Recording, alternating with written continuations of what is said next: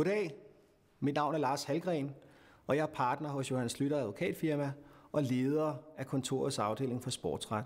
Johan Schlüter Advokatfirma er et af de eneste advokatfirmaer i Norden, som har specialiseret sig i juridisk rådgivning inden for sportens verden. Denne specialisering har gjort vores kontor til det førende i Danmark, når det drejer sig om rådgivning om f.eks.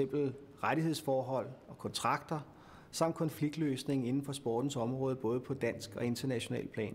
Jeg har eksempelvis selv siden 2004 været voldgiftsdommer ved den internationale sportsdomstol i Lausanne i Schweiz, også kaldet CAS. Og denne tilknytning til CAS har medført, at vores kontor i dag har meget stærke internationale forbindelser til rådgivere og advokater med speciale inden for sportsretten over hele verden.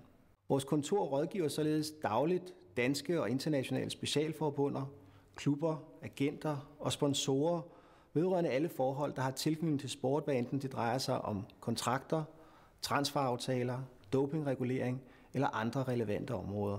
Sportens verden er igennem de seneste 10 år blevet meget kommerciel og samtidig mere juridisk kompliceret. Skulle de ønske kompetent juridisk bistand med stor indsigt i sportens særlige forhold, ja, så er de meget velkommen til at kontakte mig eller en anden af vores medarbejdere i afdelingen.